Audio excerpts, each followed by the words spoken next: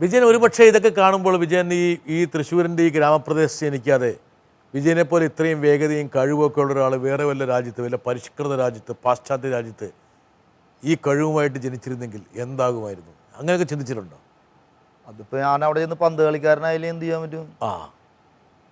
വല്ല കൂലിപ്പണിക്കാരോ വല്ല അവിടുത്തെ വല്ല അറേബ്യൻ രാജ്യത്തുള്ള ഒട്ടകത്തിനൊക്കെ നോക്കാൻ കിടക്കേണ്ടി വരും.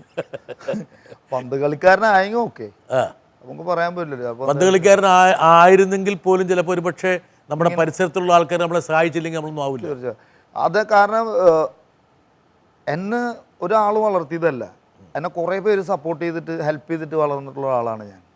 ഇപ്പോൾ ചിലരുണ്ട്, ഇപ്പോൾ പി ടി ഉഷ ചേച്ചി നമ്പ്യാർ എന്ന് പറയാം. അപ്പം എന്നെ എന്ന് പറഞ്ഞാൽ എനിക്ക് ഒരുപാട് ആൾക്കാർ എന്നെ സപ്പോർട്ട് ചെയ്തിട്ട് വളർന്നത്. പക്ഷെ അവിടെ ചെന്നിട്ട് ഇങ്ങനെ സപ്പോർട്ട് ചെയ്യാൻ ആളില്ലെങ്കിൽ ചിലപ്പോൾ ഇപ്പോഴും ഞാൻ പറയുന്നത് നമ്മളെക്കാളും നല്ല നല്ല പ്ലേയേഴ്സ് ഇഷ്ടംമാതിരി നമ്മളറിയാണ്ട് പോയവരുണ്ട്, മൺമറഞ്ഞ് പോയിട്ടുണ്ട്.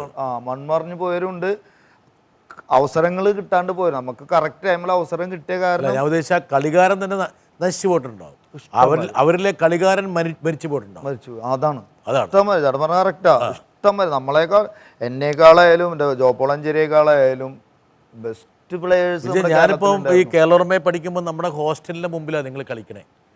അവിടെ ഹോസ്റ്റലിൽ മെൻസ് ഹോസ്റ്റലിൻ്റെ മുമ്പിലാണ് ഈ കളി മുഴുവൻ. എത്രയോ കളിക്കാർ നമ്മുടെ മുമ്പിൽ കൂടി കടന്നു പോയിട്ടുണ്ട്. ഞാൻ കേരളമേൽ പഠിച്ചിട്ടില്ല എന്നുള്ളത് കേട്ടോ. കേരളമേ എനിക്ക് ഭയങ്കര അവിടെയാണ് നിങ്ങൾ എല്ലാവരും ഒന്ന് കയറുക. കളിക്കാർ മുഴുവൻ അവിടെ ആയിരിക്കും വൈകുന്നേരം ആകുമ്പോൾ.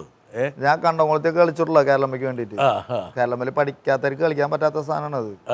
ഞാൻ കളിച്ചിട്ടുണ്ട്. അത് വ്യാജരേഖയാണ് അല്ല. ഞാൻ അന്ന് രാജസ്ഥാർ അന്ന് ക്യാമ്പിൽ നിന്ന് ഞങ്ങൾ 2 ടീമുണ്ടല്ലോ കേരളമയ്ക്ക്. എ ടീമുണ്ട്, ബി ടീമുണ്ട്. അപ്പൊ ബി ടീമിൽ ക്യാമ്പിലുള്ള പിള്ളേരിനെ നമ്മുടെ ക്യാമ്പിലുള്ള കുറെ പിള്ളേര് കേരളത്തിൽ പഠിക്കുന്നുണ്ട്. അപ്പൊ അതില് എന്നെ ഇങ്ങോട്ട് ആഡ് ചെയ്തു. അതിപ്പം പരിശോധിക്കാൻ പോയി കഴിഞ്ഞാൽ അതൊരു വിവാദമായി മാറും. കേരളം പഠിക്കാതെ അങ്ങനെ അറിയാവർക്ക്. കാരണം നമ്മൾ ചെറിയ കുട്ടികളായിരുന്നു, ക്യാമ്പിലത്തെ പിള്ളേരായിരുന്നു.